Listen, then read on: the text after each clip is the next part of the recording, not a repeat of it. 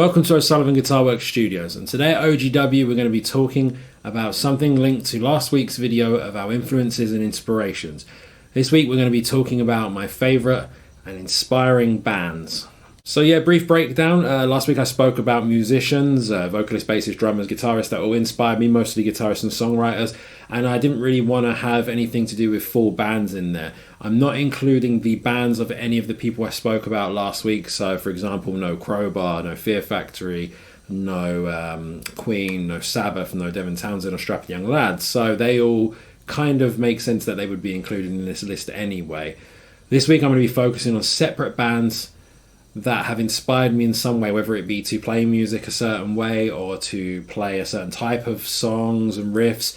And I think most of these bands are about opening me up to different things. Again, I won't be speaking about anything to do with classical music or anything like that. These are modern, contemporary sort of bands. And yeah, hopefully you can find something interesting within this list. Like the last video, I will be recommending a piece of music from each of the musicians that I mentioned. So let's crack on with the list. So the first band I'll be speaking about is Metallica. So Metallica are, well, I mean, they go without sort of introduction. They are legends of the game. Contrary to a lot of the modern stuff they're doing right now, that's not really my cup of tea. Some of their collaborations and some of the new music isn't really speaking to me as of late. I still love Metallica, and there is still a legacy there that continues to kind of hold my attention.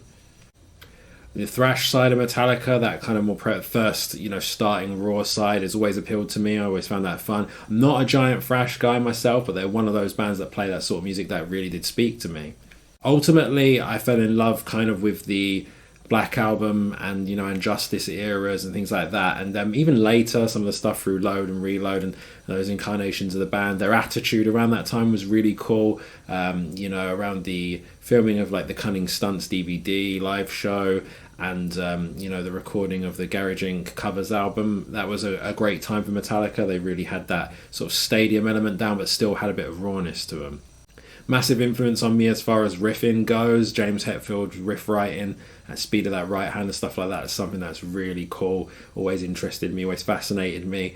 Can't say a lot for the drums. Obviously, Lars is one of those characters that kind of, he does what he does well in the band, but wouldn't hold up a lot against others, I guess. So I would say mostly musically, attitude from certain eras is the influence that I took from Metallica. And, you can't doubt some of that catalogue. It's just so strong and just, yeah, it's amazing. So the piece of music I'll be recommending is not a classic. It's not going to be your typical For Whom the Bell Tolls or Master of Puppets or one of those ones. And Metallica fans out there will probably call me a Philistine, but the track I'm picking is actually from the Black Album, and it's my favourite song from the Black Album, and that is Of Wolf and Man. Of Wolf and Man, just a super catchy riff to it, real hooky. Love the solo from Kirk on it. Just a cool song. Just a really, one of the rawest songs off that album for my liking. So that was Of Wolf and Man on the Black Album by Metallica. Again, this list is in no way ordered. This is just the bands that come to me when I was thinking about influences, looking through the music I have, thinking about the stuff I grew up with. And the second one on the list is going to be Nirvana. I think most metalheads and rock music fans will cite Nirvana as being either an influence or something they loved. Growing up, I wouldn't necessarily say they influenced me, but it definitely inspired me to listen to sort of certain music, and it broadened my sort of horizons on things. I was at one period listening to a lot of mostly heavy stuff, and Nirvana was a band that was in amongst that I always listened to, that kind of broadened things for me, where I wanted to listen to other things like Soundgarden and bands like that. So yeah, Nirvana had a great influence on my listening more so than playing.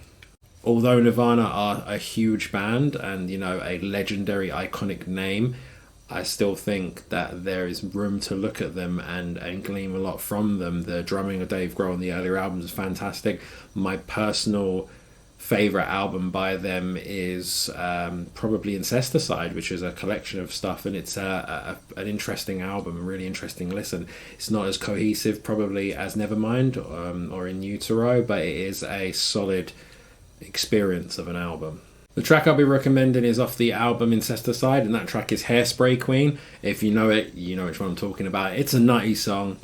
Cool bass line from the beginning, Kirk's voice all over the place, shrieking and wailing, and then that really awesome kind of like a chorusy section with the old Riding on the Bell with Dave Grohl. It's just really cool. It's a really wacky kind of song, but also really cohesive, and the crazy ending, it just flows. The track is Hairspray Queen by Nirvana on the album Incesticide. Still in that sort of non-heavy realm, but something that I grew up absolutely loving is the band Green Day. This is something my wife can't get on board with me about, but old Green Day is awesome. Dookie, Nimrod, some amazing albums there. Insomniac, fantastic albums. I think up until they released Warning, Green Day were a solid songwriting outfit, and I think once they hit that kind of period with Warning, things started to wane a little bit. I can't say I've really listened to anything much past that album, just because every time I heard a track on TV or just online, heard something was out new, I'd go and pick up an album or a copy, I'd hear it through someone else, and it just didn't excite me or really interest me. But what I will speak about is those albums, Insomniac, Nimrod and Dookie, are fantastic albums. They are strong to this day. I can listen to him. I think Dookie is just a wall-to-wall, first to last banging album. There isn't a bad song on that whole album. Nimrod has a bit more peaks and troughs, but I think it has my favourite Green Day song on that album, so that's strong to me. And Insomniac is raw and rough, so it kind of is a really fun album. The piece of music that stood out to me always when it came to Green Day is the track Hushinka, and that is on the album Nimrod.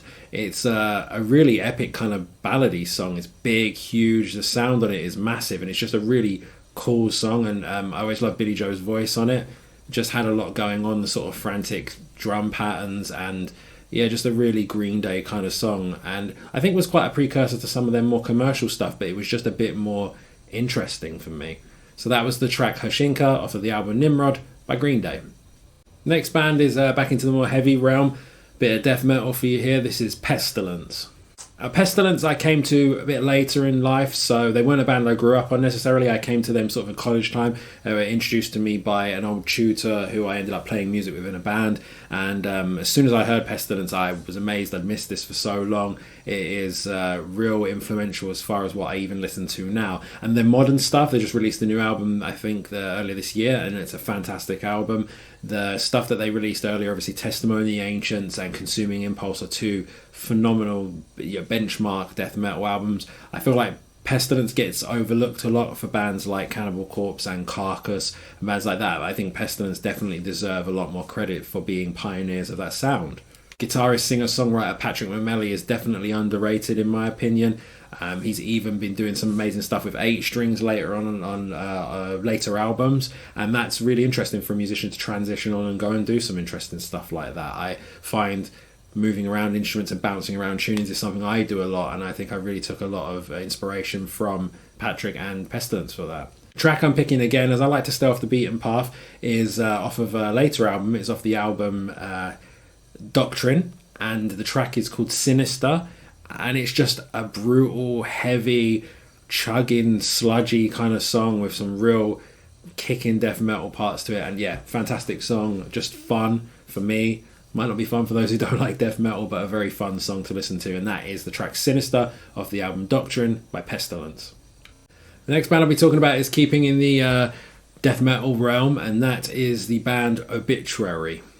So Obituary are a fantastic death metal band, another classic band along the lines of Pestilence, things like that. I think also greatly underrated. Some of the newer stuff they released didn't pop as much as I think someone like Cannibal Corpse's newer stuff has popped, and they definitely don't get the credit I think they deserve for what they created and the style that they worked in. An album specifically that spoke to me and that I fell in love with was Slowly We Rot. Also love Cause of Death, but Slowly We Rot really was the album that just captured me. Again, was a band that I was introduced to by the same guy who introduced me to Pestilence, so something I came to a bit later, and I think I'm glad I did because I was a bit more mature in the style of what I was listening to, and some of the more mainstream stuff was heavy enough to allow me to get into something quite dark and quite, dirty sounding as Obituary did. I love the wall of fuzz guitar tone.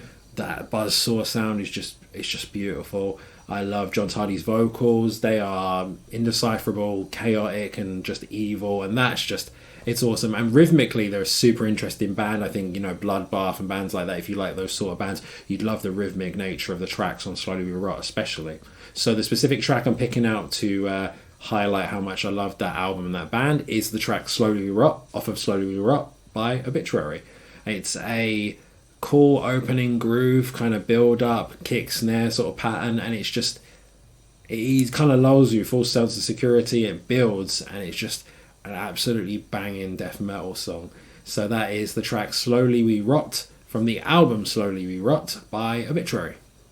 So there you have 5 different bands that have all played parts in influencing my taste in music, some of them playing, but mostly in my outlook on music and opening me up to things. I definitely think that listening to things like Nirvana and Green Day really spoke to me and helped me adapt to listen to newer stuff and be open to trying out different bands, not just heavy one way or not just soft the other.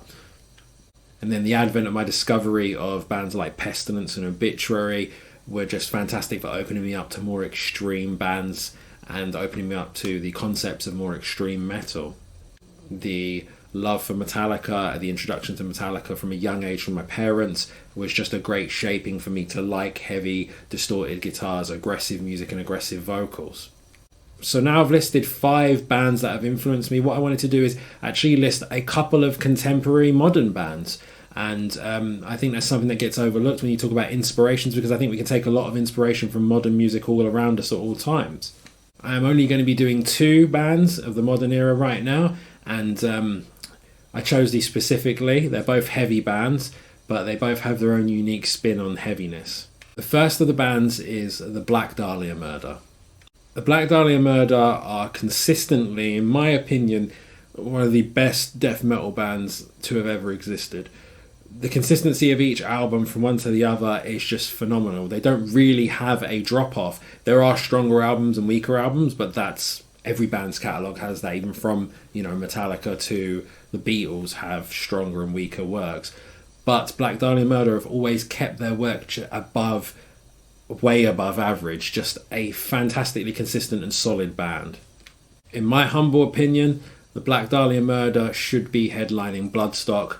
They should be headlining Hellfest. They should be headlining Wacken. They should be a modern death metal, extreme metal titan. They should be held in higher regard than half the bands that are being put on these bills nowadays. I think it's time to retire some of the older bands as they do the same stuff over and over again. Those cycles can become repetitive, and I think the pushes that have been for other bands like Parkway Drive to become a new bigger headliner, I think they're not quite working. I think you need to focus on a band like Black Dahlia. They've paid their dues, they've shown how consistent they can be, and they are just, in my opinion, undoubtable. They went through a lot of lineup changes, but they consistently had a style that was befitting of the blast and rhythm sections. Trevor Sternad's vocals, Brian Eschbach as your kind of main hold it down rhythm guy that's been in the band for a long time, really cements that band's sound. The current incarnation of Black Dahlia Murder is absolutely solid. Brandon Ellis on lead guitar, Max Lavelle on bass, and Alan Cassidy on drums is just a mixture of some phenomenal musicians coming together to play not only amazing, consistent back catalogues, but writing new, excellent music.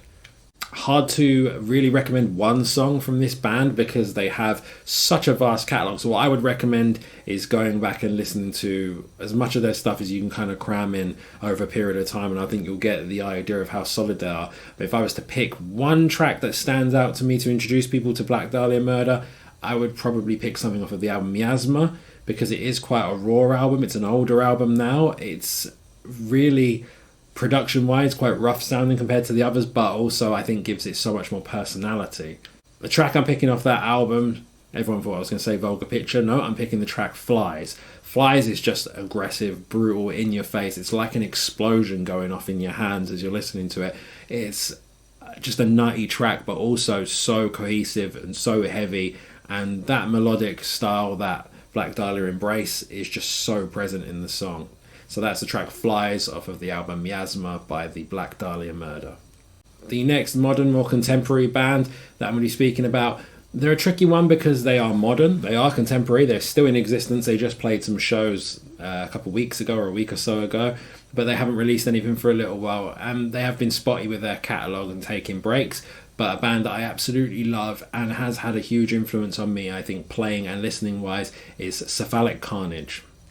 I first heard Cephalic Carnage back in college, and my friend and me were finding stuff online. We were listening to bands like Burnt by the Sun, Dillinger Escape Plan, Candiria, and bands like that. Kind of that nutty, kind of all over the place.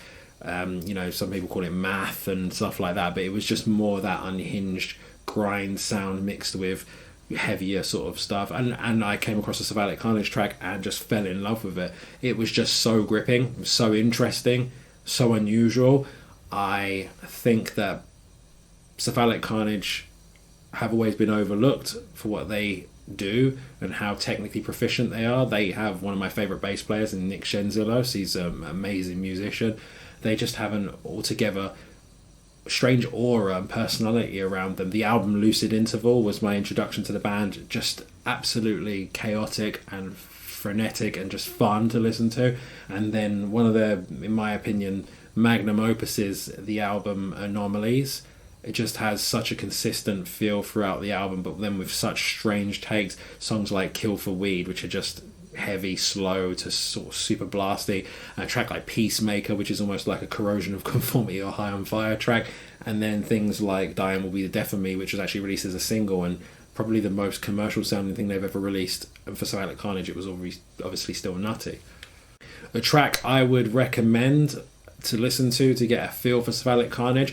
Great production on the album Anomalies, so I think that's a good thing to introduce people to. Sometimes it's great to go in raw and rough, and sometimes it's going hyper-produced is really interesting. So I'll go for the more produced side for Cephalic Carnage, and I would say check out the track Kill for Weed. It's a weird one, but if you can dig this track, you'll dig anything by Cephalic Carnage, and that's off the album Anomalies by Cephalic Carnage. So there you had it, 5 classics and a couple of moderns. This will probably be a part 1. I'd like to maybe do another one of this and visit some different stuff. I've got a list actually to my side that I'm referencing of some interesting bands I'd like to talk about. Please leave me some comments, get in touch online and let me know some stuff that I'd like to maybe hear some arguments against or for the stuff that I've presented in this video. And I would also love recommendations from you. Please tell me a band you think I've left out. It's more likely I do listen to them or have listened to them, but I always like to hear people give me a nudge in the right direction. So like I said, hit us up in the comments, drop us some likes, share, hit the notification bell if you've subscribed. If you haven't subscribed yet, subscribe, then hit the notifications bell. And most importantly of all, take it easy and take care.